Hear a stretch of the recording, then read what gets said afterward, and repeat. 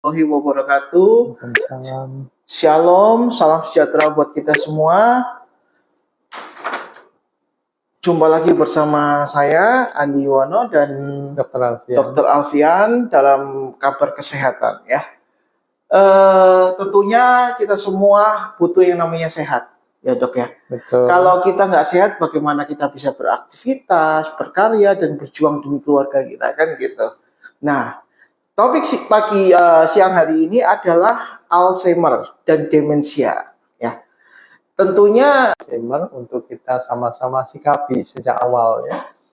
Memang prosesnya Alzheimer itu kan satu penyakit yang memang utamanya banyak orang tua. Cuma prosesnya mungkin dari muda terjadi. Nah, itu yang kita harus nanti kritisi di situ. Nah, memang yang harus kita pahami bedanya apa nih Alzheimer dengan demensia. Demensia itu adalah payung besarnya. Semua gangguan penurunan itu disebut demensia. Salah satunya Alzheimer. Dan Alzheimer ini porsinya paling banyak. Jadi salah satu bentuk demensia yang paling banyak adalah Alzheimer. Jadi sekitar antara 50 sampai 80% Alzheimer. Tapi ada bentuk lain nih. Ada yang gangguan vaskuler ya, demensia vaskuler, ada demensia Lewy body, ada demensia frontoparietal, dan ada yang lain-lain. Jadi yang paling besar Alzheimer. Nah, hari ini kita bahas tentang demensia berikut Alzheimer-nya. Nah, ini kasusnya banyak. Artinya di antara orang-orang yang sudah 65 tahun ke atas, 1 dari 10 orang itu kena Alzheimer. 65 tahun ke atas ya dok? 65 tahun ke atas. Nah, sebelum itu sudah berproses. Nah, sebelumnya itu yang sejak muda ini kita harus jaga-jaga nih. Gaya hidupnya bagus, makannya bagus, olahraga bagus, tidurnya cukup. Nah, gaya hidupnya sehat, itu juga akan mencegah. Meskipun ada juga yang nggak bisa dicegah. Gitu ya. Yang bisa dicegah, kita cegah. Kita optimalkan dengan gaya hidup kita yang sehat. Itu gambaran awalnya. Nah, sekarang pertanyaan saya gini dok, adakah usia-usia muda itu yang mengalami Alzheimer atau kan sering kali ini dok, ini kayak contoh saya aja, lupa naruh kunci, lupa itu apa itu gejala atau bagaimana dok? Dan usia berapa sih yang paling rendah seseorang itu bisa terkena Alzheimer?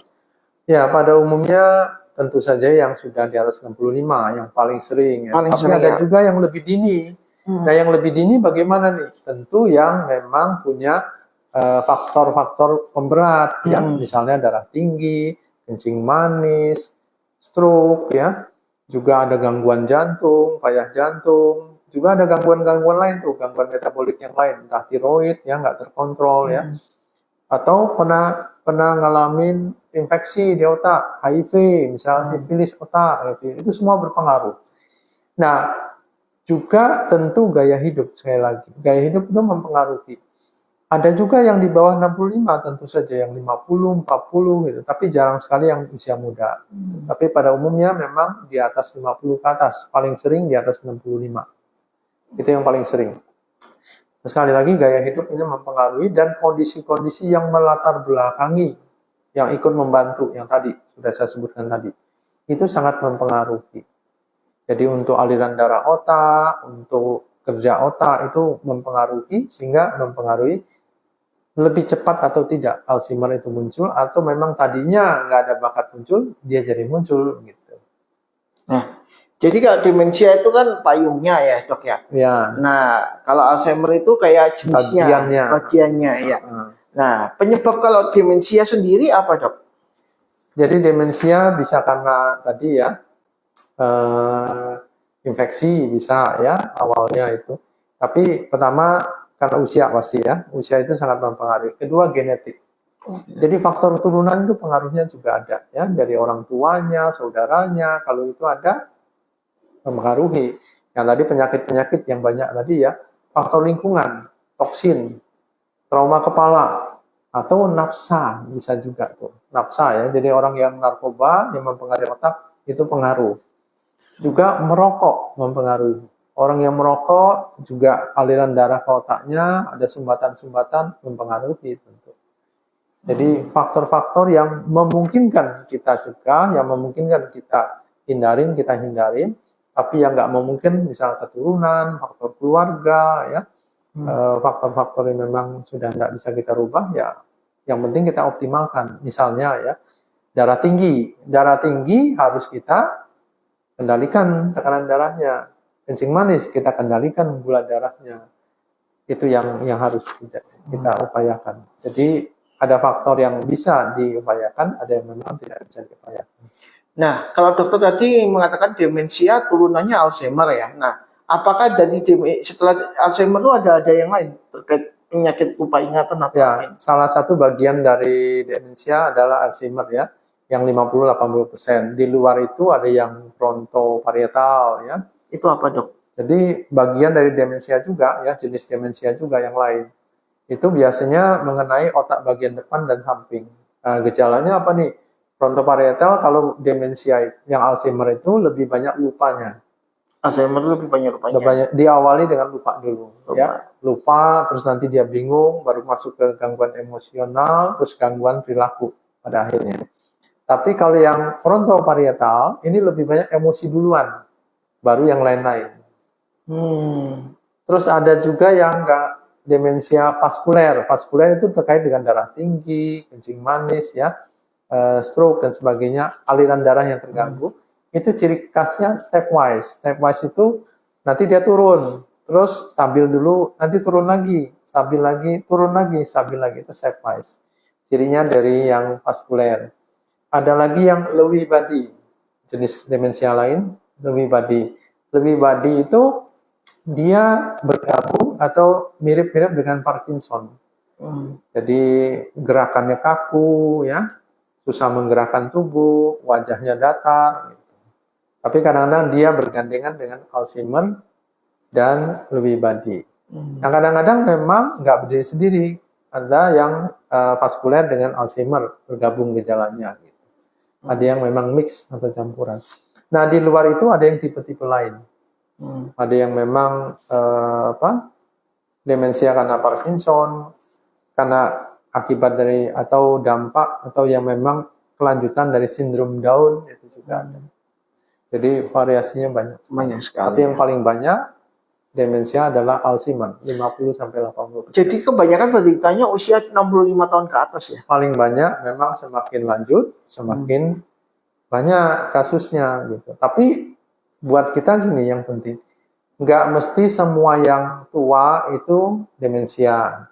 Tapi demensia itu sebagian besar pada usia lanjut. Nah, pertanyaannya, kalau orang itu sudah tua, ya 65 tahun, apakah pasti akan menuju ke sana, Dok? Ke demensia itu? Apakah seperti itu? Tidak semua, tapi banyak yang ke sana. Banyak yang ke sana. Tergantung masa mudanya bagaimana, itu satu. Kedua, ada banyak penyakit penyertanya atau tidak. Ada riwayat keluarga atau tidak, ya. Terus punya riwayat trauma kepala atau tidak, gitu ya.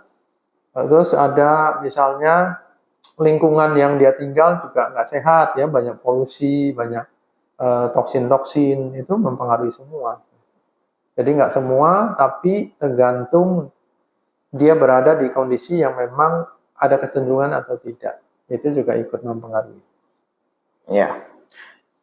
Terkait faktor resiko, Dok, atau faktor yang mempercepat seseorang itu mengalami demensia, itu apa, Dok? Ya, pertama dari ini ya, kebiasaan ya. Kebiasaan misalnya makannya. Yang paling disikapi sekarang manis, terutama karbosimplek ya. Manis-manis, makanan atau minuman kemasan itu banyak disinyalir membentuk namanya plak amyloid, beta amyloid. Nah, itu salah satu persoalan yang timbul pada demensia itu, pada Alzheimer itu. Manis ya. Karena ada dua ya, plak beta amyloid dan satu protein tau ya, yang membuat neurofibrillary tangle gitu. Jadi ada kekusutan protein di otak itu. Nah, itu banyak dari manis. Kedua, dari makanan berlemak-lemak jenuh. Itu juga mempengaruhi. Ketiga, asin itu mempengaruhi. Terus merokok mempengaruhi, mempercepat lagi itu merokok ya. Lemak jenuh itu seperti apa aja, Dok?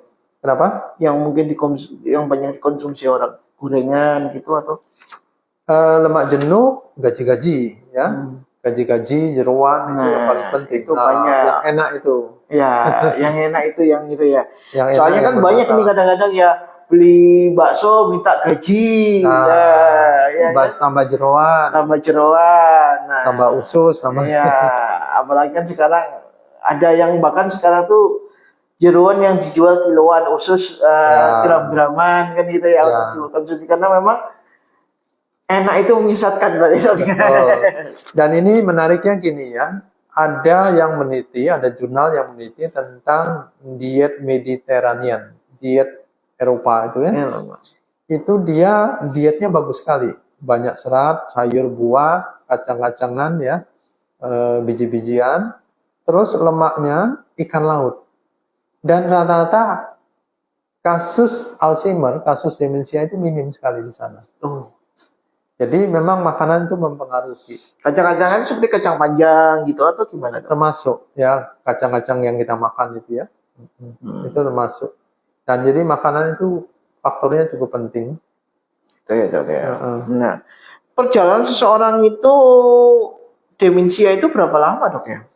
Nah ini memang panjang sebetulnya. Cuma masalahnya begini.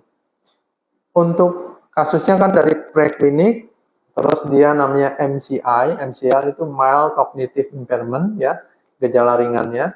Terus baru masuk demensia yang ringan, demensia sedang sama yang berat ya. Alzheimer ringan, Alzheimer sedang sama Alzheimer berat. Dari awal sampai akhir sekitar 30 sampai 35 tahun sebetulnya. Cuma masalahnya yang preklinis itu nggak kelihatan. Nggak kelihatan.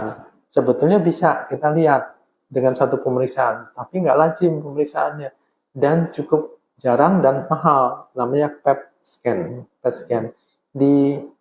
Ini di Indonesia masih sedikit nih, PET scan itu ya. Dan nggak lazim untuk Alzheimer. Lebih banyak untuk meriksa ini kanker ya, metastase itu dengan PET scan. Itu sebelum dari sejak preklinik, pre-nya sudah kelihatan tuh, ya sudah kelihatan. Tapi MCI apalagi lebih lihat lagi tuh. MCI bahkan dengan alat MRI yang detail, yang canggih dia bisa kelihatan. Gitu. Cuma itu semua kita jarang periksa. Nah ada satu pemeriksaan yang lebih sederhana yang semua orang bisa lakukan, namanya ini angket yang saya bawa ini ya. Namanya angket MMSE, Mini Mental State Exam. Nah ini angket yang sangat mudah, kita cuma nanya-nanya gitu ya. Tapi ada lemahnya juga, tentu yang preklinik tadi yang belum kita lihat itu nggak kelihatan dengan ini. Baru yang mild cognitive impairment baru kita bisa lihat sampai yang lain-lain. Itu bisa kita lihat dari sini. Nah, kondisi seseorang yang terparah ya dok ya, yang terberat itu seperti apa dok?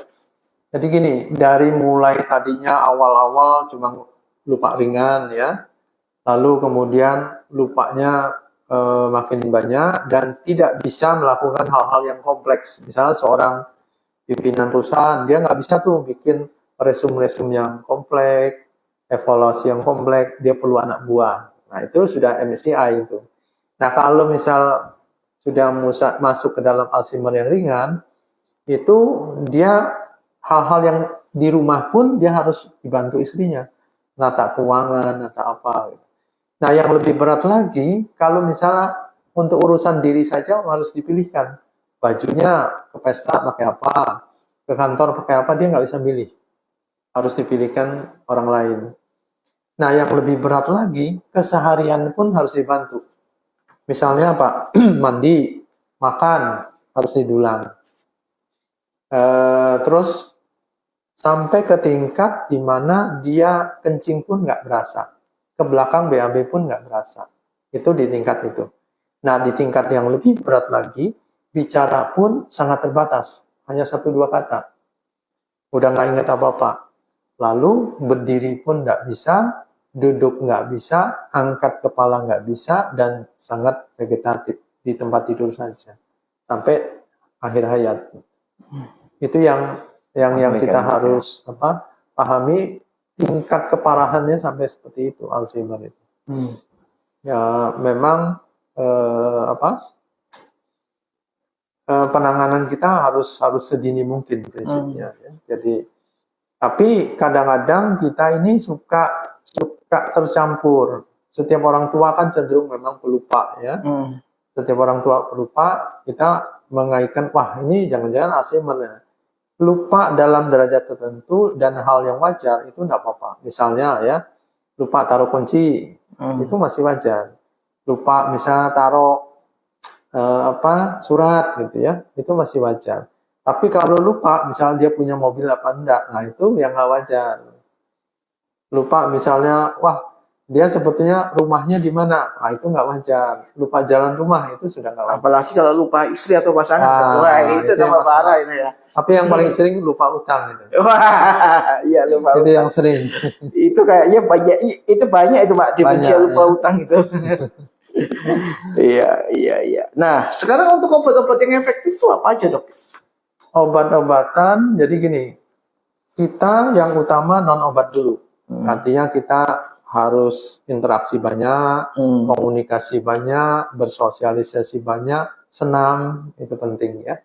Ada senam-senam untuk demensia, olahraga teratur itu tuh penting ya. Tidur cukup itu yang non farmakologi. Kalau yang farmakologi itu memang yang namanya inhibitor asetilkolin ya, donepezil misalnya. Itu yang tingkat ringan ya. Kalau tingkat yang sudah mulai menengah ya, grade 5 ke atas, itu ditambah memantine obatnya di samping donepezil tadi. Tapi sekali lagi obat ini tidak bisa menyembuhkan, artinya dia hanya menahan progresivitas. Jadi keberlanjutan itu ditahan, kecepatannya ditahan, tapi tetap dia masih berjalan meskipun tidak secepat ketika nggak minum obat. Itu peran obat di situ. Cuma yang paling penting sekali lagi bagaimana kita mempersiapkan seorang yang kena Alzheimer ini, bagaimana dia nanti bisa menjalani hari-hari dan bisa mempersiapkan dirinya. Wah suatu saat akan menurun nih, saya harus siapkan apa ya? Misalnya seseorang kepala rumah tangga, seorang pemimpin perusahaan, dia harus menyiapkan apa nih sampai akhirnya nanti, entah surat kuasa, entah surat apa, itu yang kita harus persiapkan. Karena memang cepat atau lambat akan menuju penurunan. Itu yang harus kita siapkan. Baik yang bersangkutan, keluarga.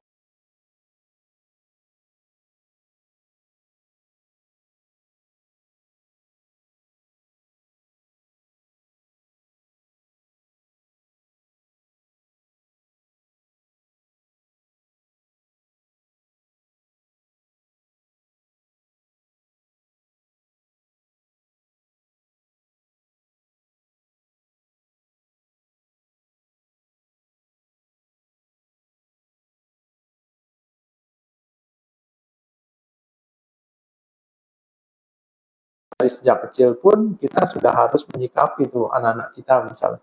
Wah ini nggak banyak bergaul, nggak banyak bersosialisasi, diajak tuh untuk beraktivitas, untuk berinteraksi di pesta, di tempat pergaulan, di tempat keramaian seperti itu. Memang semua kendala-kendala itu menjadi faktor predisposisi, ya.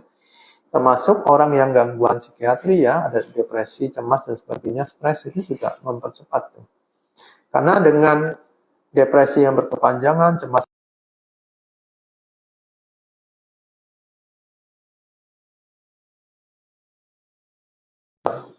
Ya, nah untuk menghindari Dok ya, menghindari atau mengurangi atau memperlama orang ke arah demensia itu gimana Dok ya?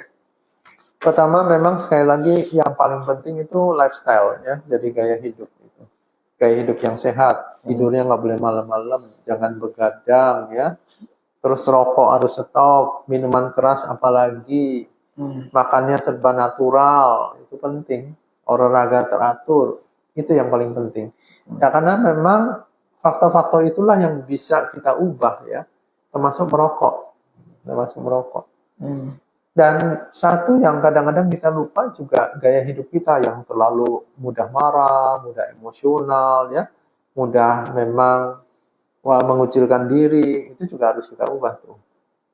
lebih terbuka, lebih open minded, lebih bahagia, lebih berinteraksi, semua ikut mempengaruhi. Ya. Ada kata bijak, hadiah gembira adalah obat ya, Dok. Betul. Ya? Tapi semangat yang matang ngeringkan tulang ya, Dok ya. Ya, nah, tentu saja. Jadi yang menarik ini, Dok. Kalau misalnya kan tadi tidur cukup, jangan terlalu malam. Kalau orangnya kerjanya contoh kayak security, harus malam jaga, itu gimana, Dok? Yang bisa kita ubah, kita ubah. Tapi kalau yang nggak mungkin kita ubah, kan nggak mungkin keluar dari pekerjaan ya. Iya. Wah, nanti nggak ada pekerjaan lain nih. Padahal memang dituntut untuk kerja malam gitu ya. Kita sikapi bagaimana cara menyikapi yang terbaik, siangnya tidurnya cukup. Jangan sampai malam sudah bekerja lembur, kerja malam, siangnya masih keluyuran gitu ya, masih main ini, main itu, melakukan ini, melakukan itu, nanti istirahatnya kurang, neuron kita makin turun nanti. Jadi begini, tubuh kita ini sebetulnya punya 100 triliun sel. Jadi sel itu kan unit terkecil ya. Kalau bangunan, unit terkecil kan batu bata. Pakaian kita 1 lembar benang. Kalau tubuh kita sel, itu ada 100 triliun sel. Otak kita ini ada 100 miliar sel. Dan setiap di atas 30 tahun, satu harinya itu turun 100 ribu. 100 ribu kurang, 100 ribu kurang selnya, sel otaknya. Kalau misalnya kurang tidur, makannya juga keliru, banyak yang radikal bebas, merokok, dan sebagainya, turunnya makin banyak. Nah, kita cegah yang turunnya makin banyak itu. Yang secara alami berkurang, ya kita nggak bisa hindar ya. Karena memang setiap orang yang tidak kena demensia sekalipun, masa otaknya kecil. Apalagi kena demensia, lebih kecil lagi. Gitu. Jadi masa otaknya makin kecil, girus-girusnya, lekuk-lekuknya makin lebar, ruangan di dalamnya makin lebar, isinya makin kecil. Gitu. Mengkeret ya? Mengkeret. Iya. Berarti orang yang tadi, agak nyambung yang tadi sebelumnya dokter bilang, orang-orang yang mengalami gejala-gejala seperti yang tadi depresi, suka emosi, mungkin kayak bipolar, naik turun, itu juga lebih cenderung mengalami lebih cepat atau gimana? Lebih mudah ya, lebih mempercepat terjadinya gangguan itu ya. Kalau memang dia ada bakat ya, tapi kalau nggak ada bakat ya memang hanya bipolar aja, hanya ada gangguan itu saja. Ya memang suportifnya harus kita. Yang penting memang penyakit itu cepat kita atasi, jangan itu berlanjut, nggak selesai-selesai. Saya itu pernah melihat film ya, Dok, ya, ini nggak tahu benar apa tidak, mungkin dokter lebih tahu. Ini yang menarik, saya tadi cerita tentang otak ya. Katanya manusia ini rata-rata, manusia di dunia ini menggunakan hanya maksimal 10% dari otaknya. Ya. Tidak maksimal. Jadi saya itu pernah lihat ada pil apa itu namanya yang bisa meningkatkan kinerja otak sampai 100%. Itu sudah katanya seperti Tuhan ya, bisa melakukan segala sesuatu, bahkan bisa. Nah, ya kita nggak tahu nih ya.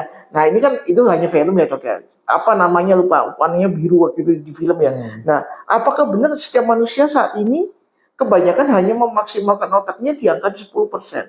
Nah, itu bagaimana, Dok, penjelasannya secara ilmiah? Ya, memang ada benarnya. Tapi angka 10% kita nggak tahu ya. Jadi begini, kita ini rata-rata dari kita ini belum memanfaatkan keutuhan fungsi otak yang begitu hebat. Kita masih terbatas tuh. Jadi kapasitas memorinya, kapasitas daya pikirnya dan sebagainya, pengolahan data itu sebenarnya luar biasa. Tapi yang penting gini, jangan dipaksakan. Ada orang yang memaksakan belajar sampai nggak tidur, itu juga nggak bisa ya. Otak juga punya kapasitas di dalam mengolah dan juga mengolah data, itu juga terbatas juga. Gitu. Itu yang penting itu. Tapi memang kapasitas otak kita luar biasa, iya, saya setuju sekali. Dan itu yang harus kita tingkatkan. Tapi prinsipnya peningkatan itu gradual, pelan. Makanya sekolah kita kan sekolah yang memang gradual tuh. Awalnya ketika TK ya atau playgroup itu kan hanya banyak bermain, motorik saja yang dilakukan, peningkatan gerakan ya, dari motorik kasar, motorik halus dan sebagainya, bahasa dan sebagainya. Itu ada tahapannya sebetulnya memang. Nah, itu yang harus secara cerdas manusia harus mengikuti pola-pola itu. Kalau itu bisa dioptimalkan sampai ke tingkat yang bagus, sebenarnya kemampuan kita memang luar biasa. Iya, iya. Cuma yang harus kita sadari gini, tiap orang itu punya kapasitas yang berbeda-beda ya. Ada yang kuat di Otak kanan, otak kiri, ada yang kuat di matematik, ada yang kuat di seni. seni dan sebagainya ya. Ada yang kuat di bidang-bidang lain. Nah itu yang harus kita temukan di anak-anak kita. Dia kuatnya di mana? Itu yang dioptimalkan. Dan di negara maju seperti itu. Ketika dia kuat di seni aja, nggak usah dipaksa matematik gitu ya. Kalau di Indonesia enggak, pokoknya suka nggak suka, ada bakat apa tidak, matematik harus kuat nih. Iya, semua dimasukkan. Ya, di sini sebetulnya nggak boleh gitu. Yang penting dia kemampuannya, keunggulannya di mana. Sama-sama kalau gitu otaknya nanti yang kalau misalnya dimaksimalkan otak kanan, berarti yang kiri nanti kan bisa mengkerut atau gimana itu? Enggak juga, tetap juga. Ada perannya. Ada peran yang bisa mengimbangi, ada peran yang bisa menyokong juga. Tetap gitu. Nah, deteksi dini untuk seseorang itu mengalami demensia atau Alzheimer itu gimana, Dok? Ya memang yang paling gampang dengan tes ini ya, MMSE ini ya. Jadi kita mengajukan pertanyaan ini untuk semua, kalau bisa memang setiap yang sudah dewasa pernah melakukan tes ini. Ini disebut mini mental state exam ya. Nilainya saya 30 kalau yang paling optimal. Nah, jadi setiap yang orang dewasa itu diperiksakan. Entah setiap tahun kita cek, setiap tahun cek. Kalau sudah turun jadi 29, wah ini ada turun nih. Memorinya turun nih. Kognitifnya turun nih. Itu baru kita sikapi itu.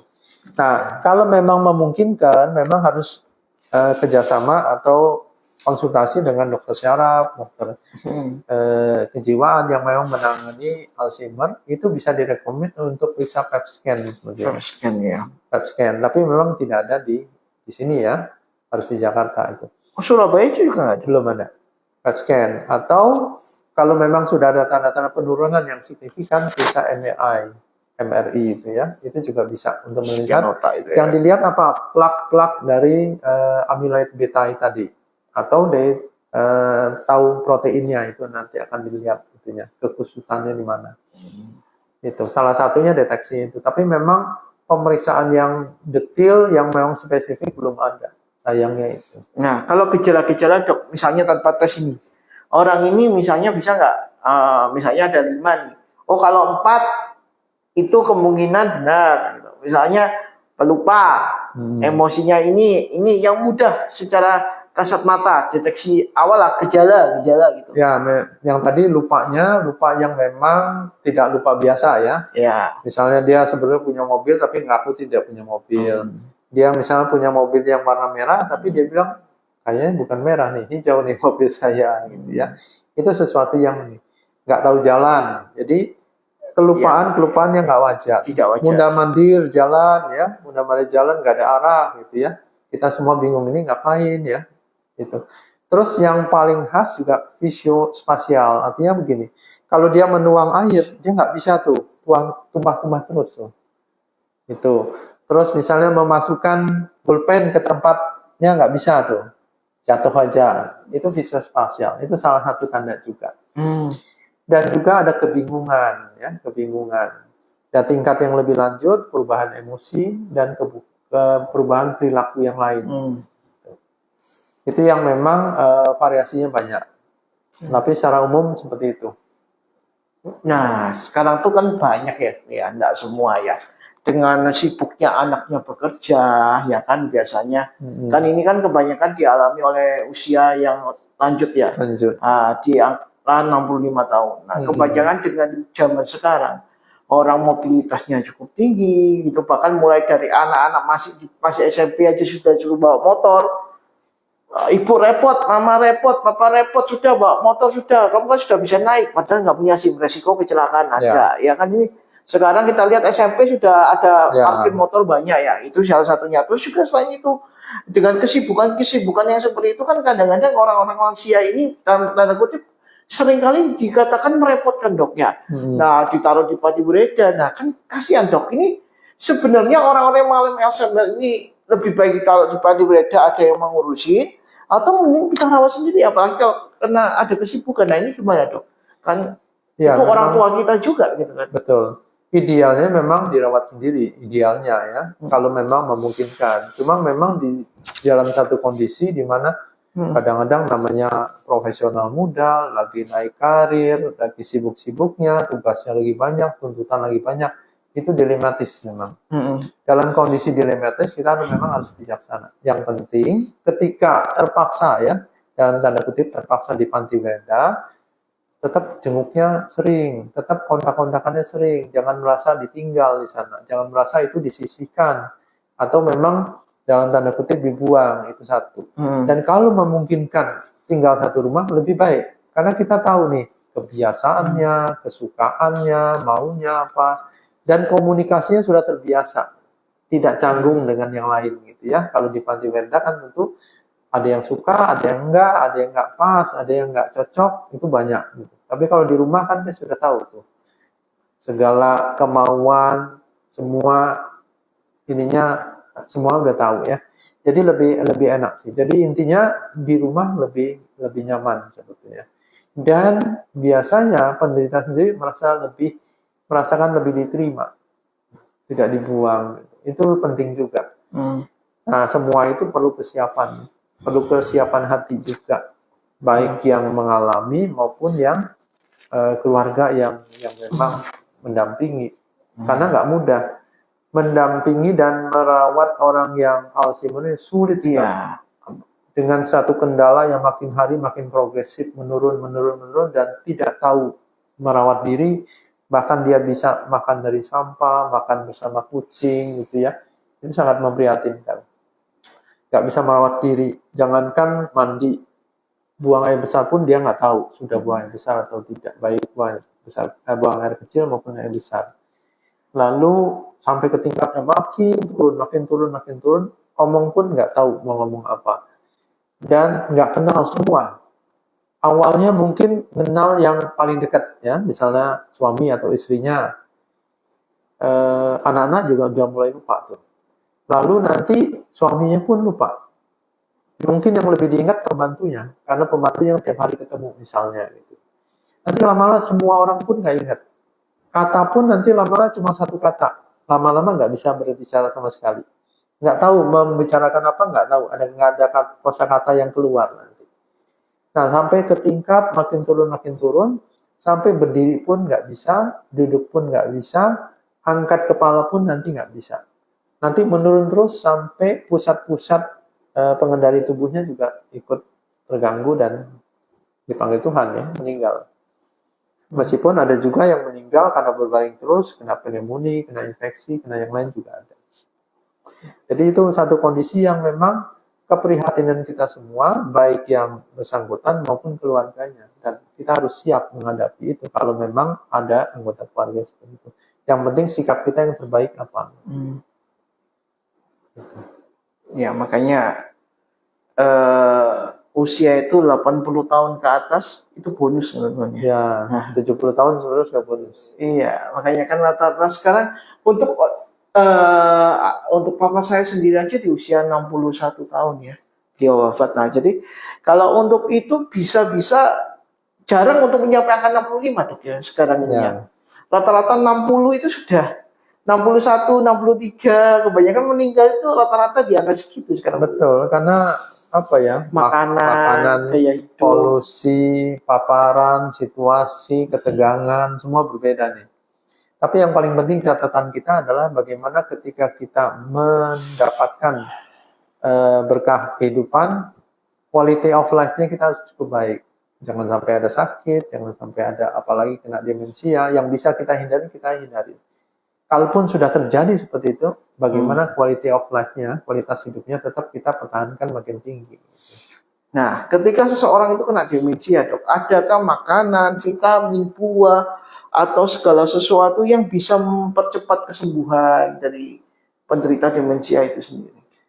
Mempercepat nggak bisa, tapi kalau dari yang sehat, menunda atau mencegah itu bisa ya, dengan makanan natural sifatnya, banyak antioksidan, sayur buah yang segar ya, terus makanan laut yang bersih, yang segar, itu bagus itu. Terus tidurnya cukup, tidur cukup itu penting sekali buat kita semua.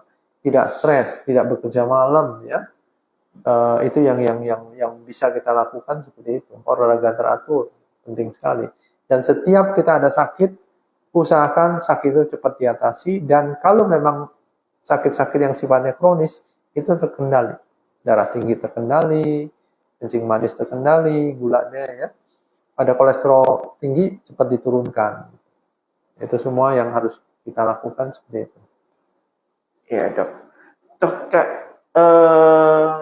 Closing statement nih dok, terakhir nih untuk pemirsa Kabar Depan dimanapun mereka berada, apa sih yang harus kita lakukan supaya mencegah atau mengurangi kemungkinan terkena demensia atau Alzheimer ini? Terakhir dok, untuk closing statement. Ya, otak ini adalah organ yang penting ya, dia memerankan fungsi luhur dari setiap manusia.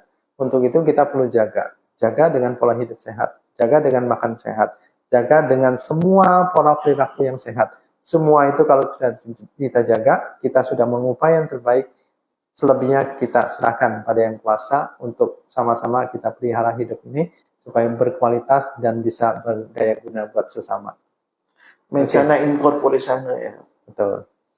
Dalam tubuh yang sehat terdapat jiwa yang sehat. Jiwa yang sehat. Ya. Itu pemirsa perbincangan siang hari ini terkait Alzheimer dan demensia.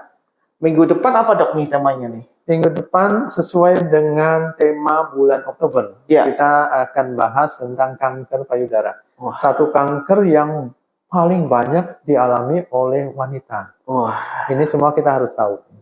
Wah, menarik ini. Jadi minggu depan saksikan ya setiap hari apa ini dok? Setiap hari Rabu. Rabu ya dok ya. 11. Setiap hari Rabu jam 11 ya kita akan jumpa lagi di Kabar Depan. Kita akan membahas tentang kanker payudara yang menjadi momok bagi khususnya kaum hawa dok ya. Ayo sama-sama kita ramaikan, siapkan pertanyaan untuk kita sama-sama belajar, sama-sama sharing. Silakan nanti bisa di masing-masing platform media sosialnya dari Kabar Depan ataupun Dr. Alfian. Oke, sekian dan terima kasih. Selamat siang. Salam sehat. Salam sehat.